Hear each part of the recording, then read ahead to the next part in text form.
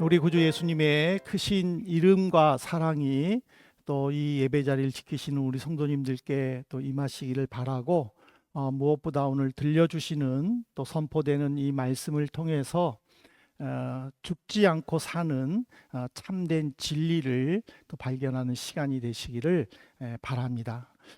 고난은 사전 예고가 없다라는 말이 있습니다. 언제 어디서 무슨 일을 당할지 아무도 모르는 불확실성에 우리 모두가 노출되었다라는 의미입니다. 아침에 나갈 때는 가족과 인사했는데 저녁에 불길한 소식을 듣는 것이 바로 인생입니다. 바울 사도도 이런 인생의 모습에 대해서 데살로니가 교회 성도들에게 데살로니가전서 5장 3절에 이렇게 말을 합니다. 그들이 평안하다, 안전하다 할 그때에 임신한 여자에게 해산의 고통이 이름과 같이 멸망이 갑자기 그들에게 이르리니 결코 피하지 못하리라. 바울은 예수님의 그 재림이 예기치 못하는 그 시간에 산고의 고통을 겪는 그 어머니의 고통을 비유로 우리의 인생도 마찬가지라는 거예요. 예수님의 재림도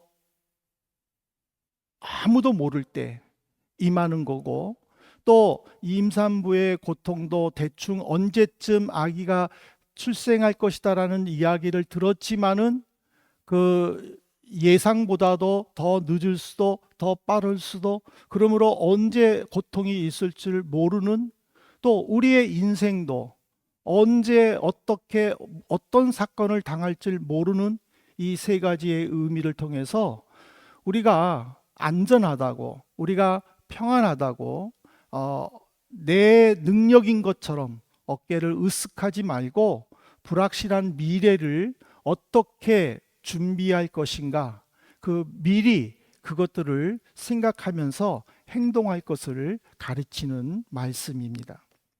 근데 사람들은요, 조금 평안하고 안전하다는 생각이 드는 순간에 이제는 만족한다 라면서 긴장을 풀게 되면은요, 그리고 조금 더 자유롭고 조금 더 잘 살고 싶고 하는 그런 생각들이 들면은 사고를 당하게 됩니다. 구체적인 예를 제시하지 않더라도 어떤 뉴스나 여러 이야기들 통해서 우리가 수없이 듣고 있는데, 문제는 뭐냐면 나는 아닐 거야 라는 그 생각을 하고 지내다가 사고를 당했을 때에 비로소 후회한다라는 점입니다. 이런 모습을 보여준 민족이 바로 북쪽 이스라엘 백성들이고, 그것을 지적한 것이 하나님의 말씀입니다. 호세아 10장은요, 하나님께서 북쪽 이스라엘 백성들이 범한 두 가지의 죄를 지적하면서 하나님의 심판을 경고하고, 그래서 회개하고 하나님께 돌아오기를 권면하는 말씀입니다. 이스라엘 백성들의 죄에 대해서 호세아서는 10장 10절에서 이렇게 경고합니다. 내가 원하는 때에 그들을 징계하리니 그들이 두 가지 죄에 걸릴 때에 만민이 모여서 그들을 치리라. 여기서의 그 두 가지 죄는요, 베델과 단의 금송아지를 세워서 우상을 섬기는 죄, 그리고 또 하나는 9절에 보니까는 기브아 시대의 죄다라고 호세아는 직접적으로 이야기를 했습니다. 그러면 기브아 시대의 죄는 뭐냐? 이거는 사사기 20장 내용을 우리가 알아야 됩니다. 사사기 20장에 보면은 한 레위 사람이 첩이 있었는데, 기브아에 사는 그 불량배들이 레위 사람을 폭행을 하려고 합니다. 그때의 레위 사람이 자기 첩을 그 불량배들에게 줍니다. 그리고 불량배들은 밤새도록 그 첩을 성폭행하게 되고 결국에는 그 첩이 죽게 됩니다. 레위 사람은 그 죽은 시체를 집으로 가지고 와서 12조각의 시체로 토막을 냅니다. 그리고 그 조각을 12지파에게 보냅니다. 그거를 받은 모든 지파 대표자들과 백성들은 너무나도 충격을 받았고, 그래서 온 백성들이 한자리에 모입니다. 레위 사람들에게 무슨 일인지 자세하게 설명을 듣습니다. 그리고 기브아 사람들이 살고 있는 지역이 바로 베냐민 지파여서 베냐민 지파 지도자와 백성들에게 기브아에서 이 일을 행한 불량배를 내놓으라고 말을 합니다. 그러나 베냐민 지파 사람들은 기브아의 불량배를 내놓는 대신 11지파와 전쟁을 벌이게 됩니다. 결국 이 전쟁으로 인하여 베냐민 지파에는 남자만 600명만 살고 모든 사람들이 남녀노소 모두 죽임을 당하게 됩니다. 그런데다가 11지파 지도자들은 이렇게 하나님 앞에서 맹세합니다. 우리 딸은 결코 베냐민 지파의 남자들과 결혼시키지 않겠다라고 합니다. 이런 잘못을 인정하지 않고 그 잘못을 감싸면서 더 큰 악을 범하는 것이 바로 기브아 시대의 죄. 이 죄가 오랜 시간이 흘렀음에도 불구하고 북쪽 이스라엘에서도 여전히 유행되고 있다는 것. 그래서 하나님은 이거를 지적하면서 회개하고 돌아오게 될 경우, 여호와를 찾게 될 경우 회복시켜 줄 것이다라고 약속을 합니다. 결국 하나님의 이 책망은 환란을 예고한 것이고 환란에서 살아남기 위한 살 방법을 우리에게 가르쳐 주고 있다라는 것을 보여줍니다. 그러면 본문에는 두 가지의 살 방법이 나오는데, 첫 번째가 뭐냐면 자기를 위해 의를 행해야 합니다. 하나님은 11절에 보니까 북쪽 이스라엘 백성들을 길들인 암소다라고 비유하셨습니다. 이 길들이다라는 것은요, 훈련되었다라는 뜻이에요. 이 북쪽 이스라엘 백성들은 하나님께서 보내신 선지자들을 통해 율법을 배우게 됩니다. 그리고 또 세워주신 제사장들을 통해서 하나님께 예배하는 법, 하나님께 제사하는 방법을 배우게 됩니다. 온전히 하나님의 백성으로 서게 되었을 때 하나님은 그들에게 풍성한 복을 허락하여 주십니다. 그리고 안전을 허락하여 주십니다. 튼튼한 국방력을 허락하여 주변의 나라들로부터 침략을 받지 않는 평온한 상태를 만들어 주셨습니다. 근데 문제는 뭐냐면 이런 삶을 누리면 하나님께 더 감사하고 겸손함을 보여야 되는데 그들은 하나님을 배반했다라는 것입니다.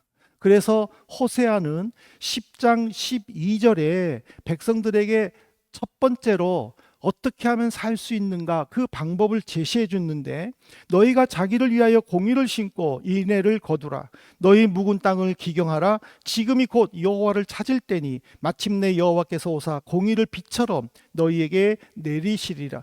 자기를 위하여라는 것은요, 어떤 전환 또는 변화의 방향을 의미합니다. 그동안 나를 위해 살고 내 성공만을 안락만을 추구하며 살았다면은 이제는 그 방향을 틀어서 의를 심어 인애의 열매를 거두어야 한다는 것입니다. 이제는 나만을 위한 삶이 아니라 내 주변에 있는 사람들과 함께 살겠다라고 하는 그 마음의 생각의 전환, 이것이 바로 자기를 위하려라는 것이죠. 오늘 현대는요, 자기에게만 관심을 두는 시대입니다.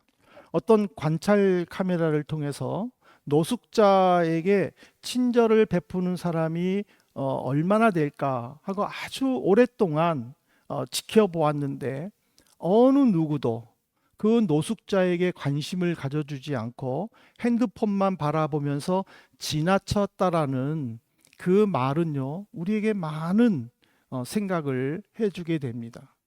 아무리 내로남불 시대라지만 나만 아니면 된다라고 하는 그 지극히 이기적인 삶, 우리는 어떻게 바라봐야 합니까? 이런 이기적인 삶을 무너뜨리기 위해서는요, 나를 위해서 의를 행해야 되는데 그 첫 번째가 뭐냐면 묵은 땅을 기경하는 것입니다.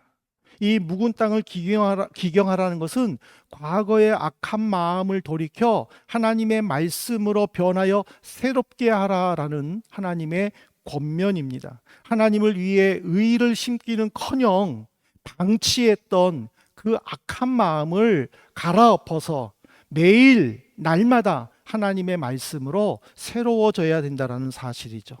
근데 예레미야도요. 예레미야서에 보면은 이와 비슷한 말을 했습니다. 4장 3절에 보면은 여호와께서 유다와 예루살렘 사람에게 이와 같이 이르노라. 너희 묵은 땅을 갈고 가시덤불에 파종하지 마라. 호세아 선지자는 북쪽 이스라엘 백성들에게 너희의 묵은 땅을 갈고 의의 열매를 거둬라라고 얘기를 했는데, 예레미야는 남쪽 유다 사람들에게 너희는 묵은 땅을 갈고 가시덤불에 파종하지 말라라고 외쳤어요.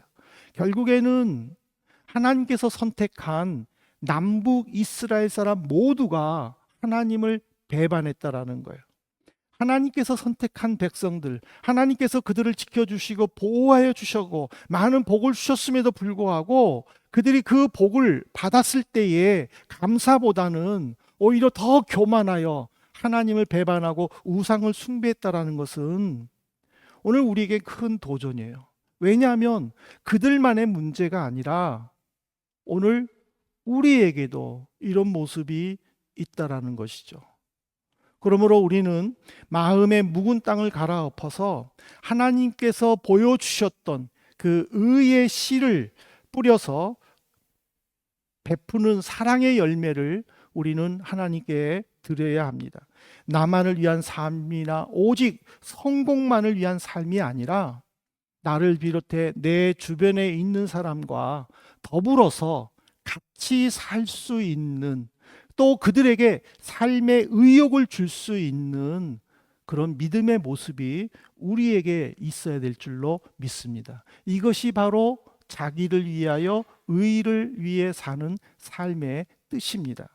두 번째로는 이 자기를 위하여 의의 삶을 살라라는 것은요, 하나님을 찾을 때를 우리가 꼭 알아야 된다라는 거예요. 이 때는요, 알맞는 시간을 의미합니다. 모든 것에는 때가 있어요. 그 때를 놓치면 내가 아무리 무언가를 열심히 준비했어도 이룰 수가 없는 거예요. 그래서 열심히 준비하는 것도 중요하지만은 정확한 시간을 놓치지 않아야 돼요. 우리가 입학시험, 졸업시험 열심히 죽어라고 최선을 다해서 준비했는데 그 시간을 놓쳐버리면은 어떻게 해요? 못하는 거예요. 1년을 기다려야 되는 거예요. 이만큼 때가 중요하다는 거예요. 시간이 중요하다는 거예요. 열심히 준비했는데 내 컨디션이 좋지 못해서 그거를 못 봤다면은 또 1년을 기다려야 되는 거죠.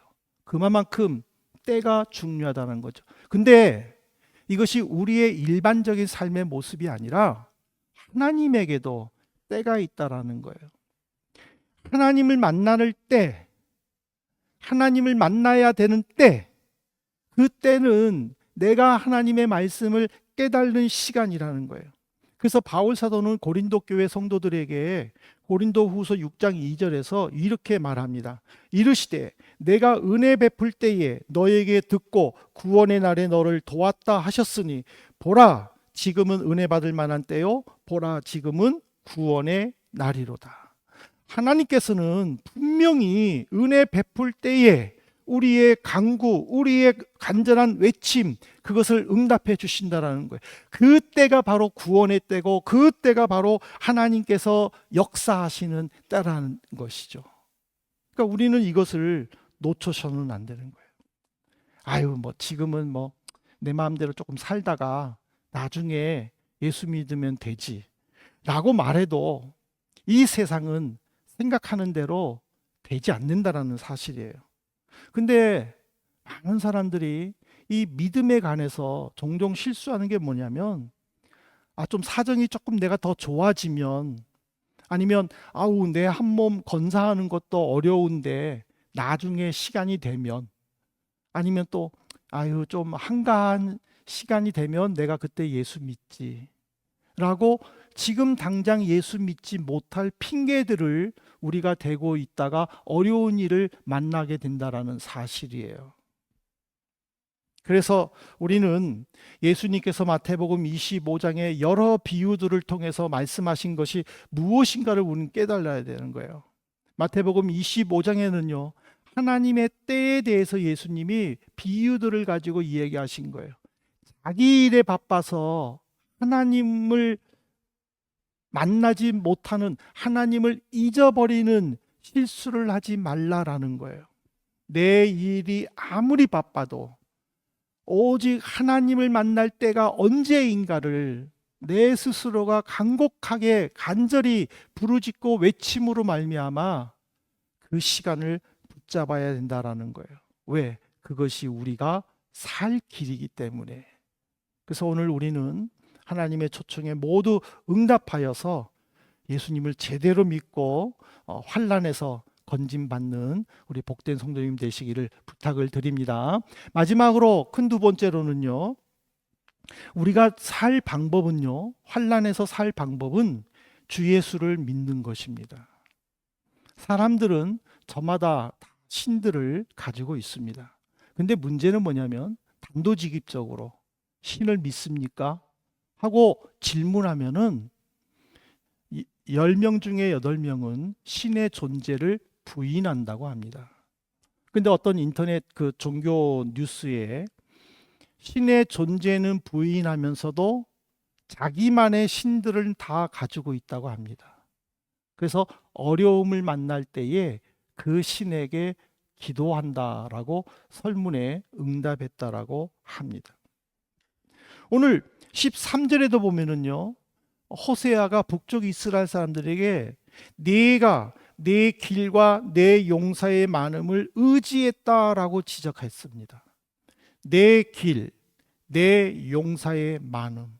이거는 하나님을 믿지 못한 자기의 능력이나 자기가 생각하는 어떤 신을 믿고 있다라는 것을 의미합니다.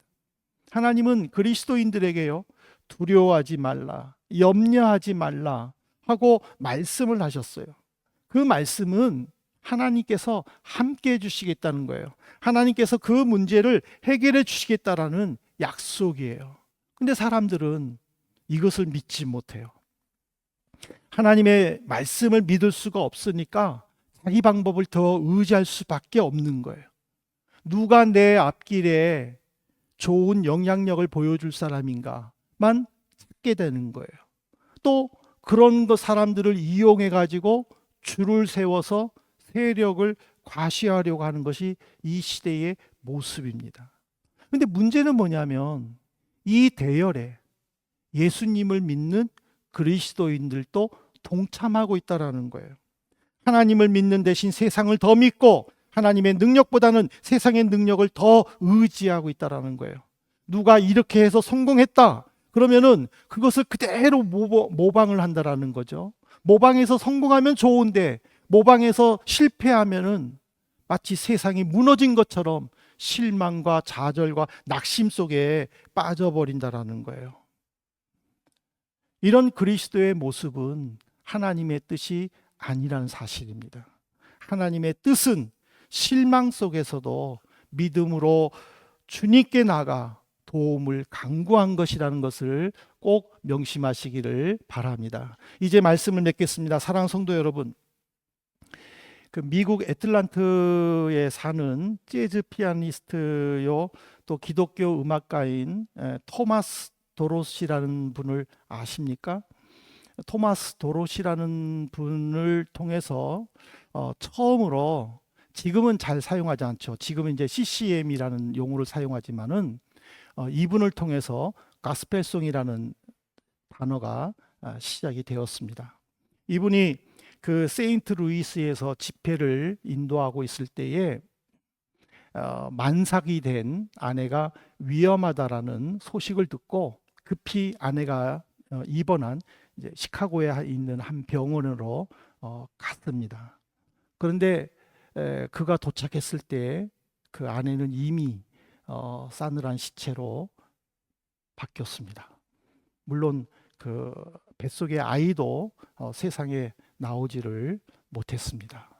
그래서 그 토마스가 이제 아내의 시체를 그 관에 넣었을 때, 하나님은 나를 정말 사랑하시지 않는가 보구나.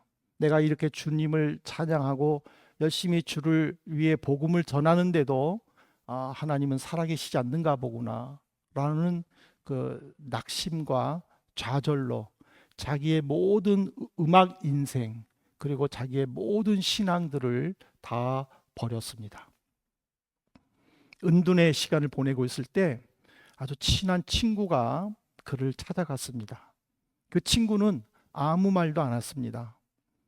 토마스가 평소에 즐겨 연주하는 그 피아노에 앉아서 말없이 연주만을 했습니다. 얼마를 연주했을까? 그 토마스의 마음에 굉장한 평안과 그리고 안정이 찾아왔습니다. 그리고 그가 생각나는 그 악상들을 연필로 악보지에 그렸습니다. 그리고 그 곡을 발표한 것이 우리나라 말로 번역되어 있습니다. 주님이여 이 손을 꼭 잡고 가소서. 주님이여 이 손을 꼭 잡고 가소서. 약하고 피곤한 이 몸을 폭풍우감 속에 치사 빛으로 손잡고 날 인도하소서.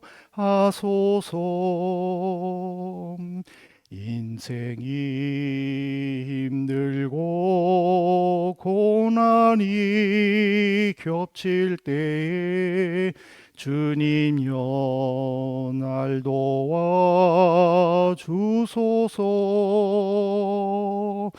외치는 이 소리 귀 기울이시사 손잡고 날 인도하소서.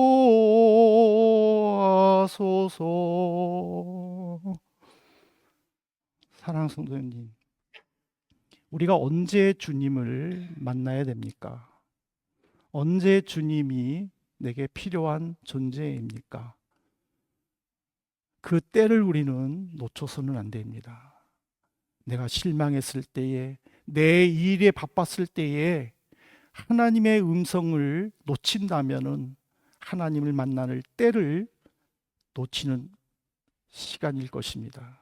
그러나 그 시간에 하나님을 찾아간다면, 하나님께 외쳐 부르짖는다면, 하나님께 내 마음을 쏟아놓는다면 예수님은 우리를 찾아와 주실 것입니다.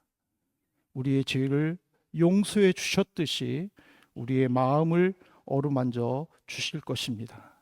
그리고 우리가 미처 기도하지 못한 것까지 다 응답해 주실 줄로 믿습니다.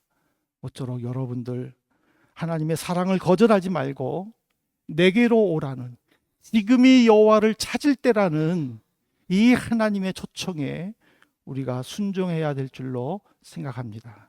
그래서 주님께서 베풀어 주시는 그 깊은 은혜를 받아 누리는 우리 성도가 되시기를 진심으로 바랍니다.